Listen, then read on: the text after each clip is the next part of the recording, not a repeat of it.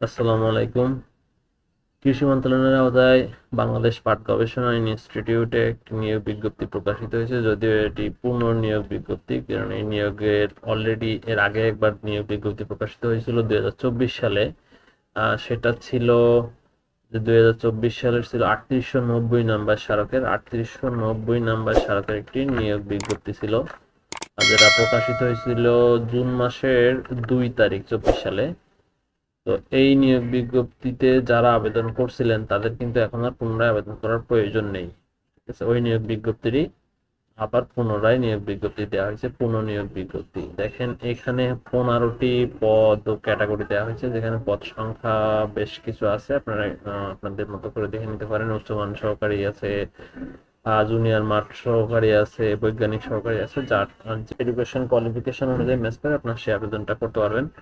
তবে এখানে একটা বিষয় খেয়াল রাখতে হবে, যেটা যে যারা আগে যে নিয়োগ বিজ্ঞপ্তিটা হয়েছিল 24 সালে, সেই নিয়োগ বিজ্ঞপ্তিতে যারা আবেদন করছেন তাদের কিন্তু এখন আর পুনরায় আবেদন করার প্রয়োজন নেই। দেখেন এখানে দেয়া আছে 9 নম্বর পয়েন্টে বলা আছে, গত 6 জুন 2024 তারিখে ডেইলি স্টার পত্রিকা প্রকাশিত নিয়োগ বিজ্ঞপ্তি যেটা ছিল, সেই বিজ্ঞপ্তির এই যে স্মারক নম্বর এখানে দেখেন মেনশন করা আছে 3890 স্মারকে যারা আবেদন করছিলেন 13টি ক্যাটাগরি পদে যে সকল প্রার্থী আবেদন করেছেন তাদেরকে পুনরায় আবেদন করার প্রয়োজন নেই। দেখেন, তো সেটা আপনার কিভাবে বুঝবেন যে আপনি আগে আবেদন করছেন কি করেন নাই, অনেক সময় খেয়াল থাকে না। তো সেক্ষেত্রে আপনাদের যে আবেদনের কপিটা আছে, আমি যদি একটু দেখাইতে চাই, অ্যাপ্লিকেশন ওপেন করলাম, এখানে দেখেন আবেদনের যে রেফারেন্স নাম্বারটা, এখানে এই যে দেখেন রেফারেন্স নাম্বার দেওয়া আছে, এই রেফারেন্স নাম্বার এবং ডেট এইটা খেয়াল করবেন যে এইটা ওই আবেদনের ডেটের সাথে মিলে কিনা। ঠিক আছে, যদি এইখানে যে আবেদন ও ডেট, এই যে এখানে যে স্মারক নাম্বার, এই স্মারক নাম্বার এবং হচ্ছে ডেট, সার্কুলারের ডেট, এইটা যদি বর্তমান যে আপনার যে আবেদন ফর্মগুলো আছে, আপনাদের কাছে যে ফর্মগুলো ডাউনলোড করা আছে বা প্রিন্ট করা আছে কৃষি মন্ত্রণালয়ের পাট গবেষণা ইনস্টিটিউট বিজেআরআই থেকে, সে তার ওই স্মারক নাম্বারটা দেখবেন, যে স্মারক নাম্বারটা যদি এইখানে যে স্মারক নাম্বার, এই স্মারক নাম্বারের সাথে ম্যাচ করে, সেক্ষেত্রে আপনাদের আর পুনরায় আবেদন করার প্রয়োজন নেই। আর যদি ম্যাচ না করে সেক্ষেত্রে আপনারা আবেদন করবেন। ঠিক আছে, তো আসুন আমরা একটা আবেদন করি। তো অ্যাপ্লিকেশন করার জন্য আমাদেরকে কি করতে হবে? অ্যাপ্লিকেশন করার জন্য bjri.teletalk.com.pt এই ওয়েবসাইটটাতে লগ ইন করতে হবে। তো আমরা এখানে যদি লগ ইন করার চেষ্টা করি, bjri.teletalk.pt সার্চ করলাম। এখানে দেখেন যে কয়েকটা বিষয় আছে, একটা হচ্ছে এখানে আছে হচ্ছে রি অ্যাডভার্টাইজমেন্ট, মানে বর্তমান যে সার্কুলারটা রানিং আছে সেই সার্কুলারটা যদি দেখতে চান সেটা এখান থেকে দেখতে পারবেন। আর 24 সালে যে সার্কুলারটা দেখতে সেটা দেখতে চাইলেও এখান থেকে দেখতে পারবেন। ঠিক আছে, আর আবেদন করতে গেলে আপনাদেরকে এই অপশনটাতে ক্লিক করতে হবে। তো আমরা এই অপশনটাতে ক্লিক করলাম, দেন হচ্ছে এখানে সার্কুলারটাতে ক্লিক করলাম। এখন এসে এখানে হচ্ছে পজিশন উচ্চমান সহকারী, যেটা উচ্চমান সহকারী, এই যে উচ্চমান সহকারী টিক দিলাম, দেন নেক্সট। এরপর হচ্ছে এখানে একটা বিষয় বলা আছে যে আপনার প্রিমিয়াম মেম্বারশিপ আছে কিনা। অল জবস যে ওয়েবসাইটটা, এই ওয়েবসাইটটাতে প্রিমিয়াম মেম্বারশিপ অ্যাকাউন্ট ক্রিয়েট করে রাখা যায়। যদি সেটা করা থাকে সেক্ষেত্রে হচ্ছে আপনাদের আইডি এবং পাসওয়ার্ড দিয়ে নেবেন, আর যদি না থাকে সেক্ষেত্রে ম্যানুয়ালি আপনার আবেদন পূরণ করতে হবে। তো আমার যেহেতু নাই, আমি পুনরায় নতুন করে আবেদন করতেছি। এখানে জাস্ট নো দিলাম, দিয়ে নেক্সট। এখন হচ্ছে এখানে আমাদেরকে ইনফরমেশন গুলো সব ফিল আপ করতে হবে। মাস্ট বি যে যে একটা লাল বর্ডার দেওয়া যেগুলো, এগুলো সব হচ্ছে কমপ্লিটলি ফিল আপ করতে হবে। এখানে আমার ইনফরমেশন মোটামুটি ফিল আপ করা হয়ে গেছে। এখানে একটা জিনিস খেয়াল রাখবেন, সেটা হচ্ছে কোটার যে ব্যাপারটা, কোটা যদি আপনাদের কোটা থাকে কোনো রিলেভেন্ট, সেক্ষেত্রে সেই কোটা সিলেক্ট করবেন, আদারওয়াইজ হচ্ছে নন কোটা। যদি ডিপার্টমেন্টাল স্ট্যাটাস এখানটাতে আপনি যদি চাকরিরত হয়ে থাকেন, সেক্ষেত্রে আপনাকে সেই ডিপার্টমেন্টাল স্ট্যাটাস সেই অনুযায়ী অ্যাক্টিভ করতে হবে। অবশ্যই একটা বিষয় খেয়াল রাখবেন, যদি প্রেজেন্ট অ্যাড্রেস এবং পার্মানেন্ট অ্যাড্রেস সেম হয় সেক্ষেত্রে আপনার সম্পূর্ণ টাইপ করার প্রয়োজন নেই পার্মানেন্ট অ্যাড্রেসে, জাস্ট এখান থেকে হচ্ছে প্রেজেন্ট অ্যাড্রেসটা লিখবেন, সেম অ্যাড্রেস এই চেক মার্ক করে দেবেন। দেন আগে বাকি সব মোটামুটি ক্লিয়ার। এখন যেটা করতে হবে, যদি শুধুমাত্র আপনাদের গ্রাজুয়েশন কমপ্লিট থাকে আর যদি মাস্টার্স কমপ্লিট হয়ে থাকে, সেক্ষেত্রে মাস্টার্সের এইটাতে চেক মার্ক করে দেন এটা হচ্ছে অ্যাক্টিভ করে এখানে আপনার ইনফরমেশনগুলো ফিল আপ করবেন। এরপরে যদি আপনাদের জব এক্সপিরিয়েন্স থাকে কোনো, সেক্ষেত্রে জব এক্সপিরিয়েন্সটাও কিন্তু দিয়ে দিতে পারেন। তারপরে আসে হচ্ছে এখানে একটা ভেরিফিকেশন কোড আছে, ভেরিফিকেশন কোডটা এখানে টাইপ করে দেবেন। যেভাবে আছে ক্যাপিটাল স্মল যদি থাকে সেক্ষেত্রে যেভাবে থাকবে অবশ্যই সেভাবে দিবেন। দেখে নিন যে CVNF দিলাম। যদি কোনো কারণে এটা বুঝতে কষ্ট হয়, যদি বুঝতে পারতেছেন আপনাদের কাছে যেটা আসতেছে এখানে সেটা বুঝতে পারতেছেন না, দেন এখানে ক্লিক হেয়ার করলে দেখবেন এটা চেঞ্জ হয়ে যাবে। তো এটা এরকম ভাবে চেঞ্জ করে আপনার যেটা মনে হবে যে আমি এটা খুব ইজিলি বুঝতে পারতেছি, সেক্ষেত্রে হচ্ছে এটা চেঞ্জ করে নেবেন। আরেকটা বিষয় খেয়াল রাখবেন, যদি এটা ফর্ম পূরণ করার সময় অনেক বেশি সময় আপনাদের লেগে যায়, সেক্ষেত্রে হচ্ছে এই ক্যাপচারটা বা এই ভেরিফিকেশন কোডটা অনেক সময় কাজ করে না। তো সেক্ষেত্রে হচ্ছে যেটা করবেন, ওই অনেক সময় যদি সময় লেগে যায়, সেক্ষেত্রে আপনারা অবশ্যই ভেরিফিকেশন কোডটা চেঞ্জ করে দেন হচ্ছে এখানে বসাবেন RA99V9। এখন হচ্ছে এই যে একটা চেক মার্ক আছে ডিক্লারেশন, এই ডিক্লারেশনটা চেক মার্ক করে দিবেন। এখানে এসে বলা হচ্ছে যে আপনি এই যে ইনফরমেশনগুলো দিয়েছেন, এই ইনফরমেশনগুলো ঠিকঠাক মতোই দিয়েছেন, করেন চেক করে নিয়ে সাবমিট করে দেবেন। নেক্সট স্টেপে যখন যাবেন, নেক্সট স্টেপে যাওয়ার পরে এখানে আপনি পুনরায় আবার দেখতে পারবেন অ্যাপ্লিকেশন প্রিভিউ মোড। এটাতে আপনি দেখতে পারবেন যে আপনার অ্যাপ্লিকেশনগুলো ঠিক আছে কিনা। ইনফরমেশনগুলো যদি ঠিক থাকে, সেক্ষেত্রে হচ্ছে আপনি এখানে আপনার ছবি এবং সিগনেচার, ছবিটা আমি অ্যাটাচ করে নিই, ছবিটা অ্যাটাচ করে দিই, ছবি দিয়ে আর হচ্ছে সিগনেচার।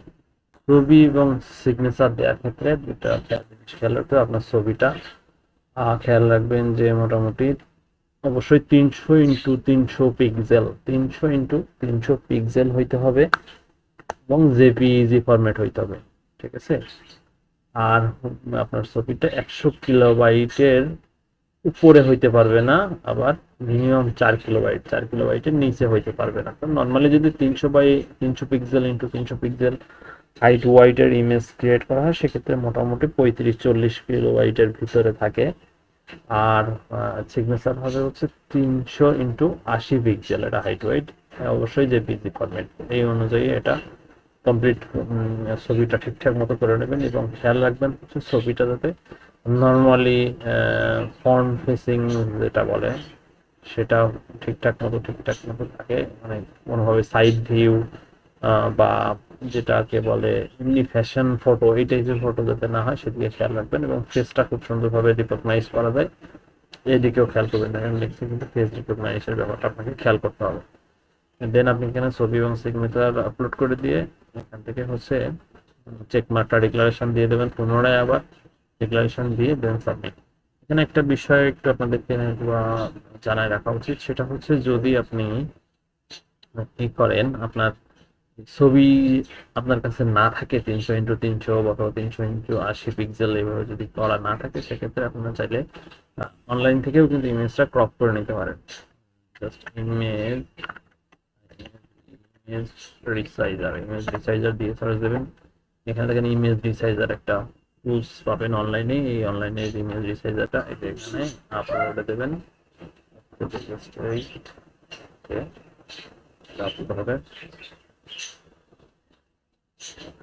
আপলোডের পরে এখান থেকে যে ক্রপ অপশনটাতে দেবেন। এখানে এখন কিন্তু সাইজ আছে হচ্ছে 540x360 পিক্সেল। এই যে দেখেন সাইজ ইন পিক্সেল, এখানে এই যে দেখাচ্ছে সাইজ ইন পিক্সেল দেখাচ্ছে। তো এইটা হচ্ছে খেয়াল করবেন যে সাইজ ইন পিক্সেলটা এটা আছে। আমরা এখন কি করবো, 300x300 করবো। ক্রপ করলাম, ক্রপে যে এখানে হচ্ছে 300, এখানে 300, এই যে সাইজটা আসছে এই সাইজের ভিতরে আমার জিনিসটাকে ম্যাচ করাইতে হবে। এখানে একটা বিষয় দেখেন, এই যে দিলাম এইটা ওই ওর বডির সাথে এইভাবে করে আমার অ্যাডজাস্ট হচ্ছে। এটা অ্যাডজাস্ট করে নিয়ে আপনি হচ্ছে সেট করে নিতে পারেন। যদি মনে হয় যে আমার এই এটা বডিটা আরো একটু ছোট করা দরকার, তো সেক্ষেত্রে যে শিফট বাটন চেপে দিলে একটা কর্নার থেকে এটাকে এইভাবে যতটুকু প্রয়োজন শিফট বাটন চেপে এইভাবে করে আপনি সেট করে নিতে পারেন যে আমার ছবিটা তো মোটামুটি এরকম হলে না, এখানে দিলাম। এবার একটা জিনিস খেয়াল করেন, এটা কিন্তু আমার 205 পিক্সেলের ভিতরে হয়ে গেছে, তাই না? 205 পিক্সেল যদি হয়ে যায় সেক্ষেত্রে সমস্যা নেই, আমি আরেকটু নামাই নিলাম। 205 পিক্সেল হলেও প্রবলেম নেই, আমরা এটাকে কাজ করবো। দেন ক্রপ দিলাম। ক্রপ করার পরে এখন আমার ইমেজটা হয়ে গেছে কত, 193x193। দেন এটাকে আমি পুনরায় আবার ক্রপে দেবো। ক্রপে দিয়ে এখন দেবো হচ্ছে 300 ইন্টু, এখানে হচ্ছে ইমেজটাকে দেবো এখানে 300, হাইটে দেবো হচ্ছে 300। দেন হচ্ছে আমি এটাকে 4 দিলাম। এখানে আমার এখন ইমেজটার সাইজ হবে 300x300।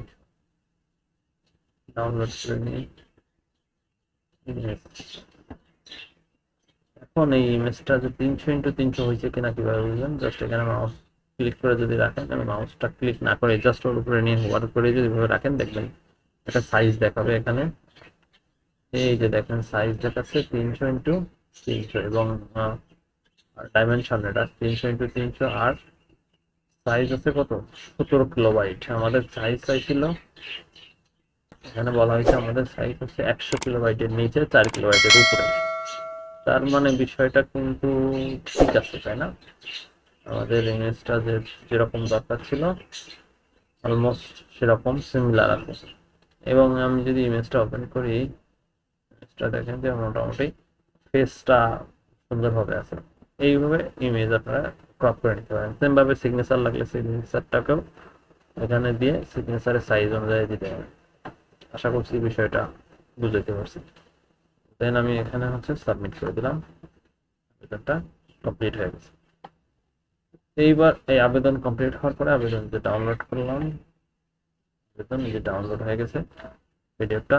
এখন এখানে আমাদের যেটা করতে হবে, আমাদের তো এখন আবেদনের পরে পেমেন্ট দিতে হবে, তাই না? পেমেন্ট দেওয়ার জন্য আমাদের সেটা যেটা করতে হয়, এসএমএস করে পেমেন্ট দিতে হয়। এখানে এসএমএস ফরম্যাট বলা আছে কিভাবে দিতে হয়, বিজেআরআই স্পেস দিয়ে ইউজার আইডি।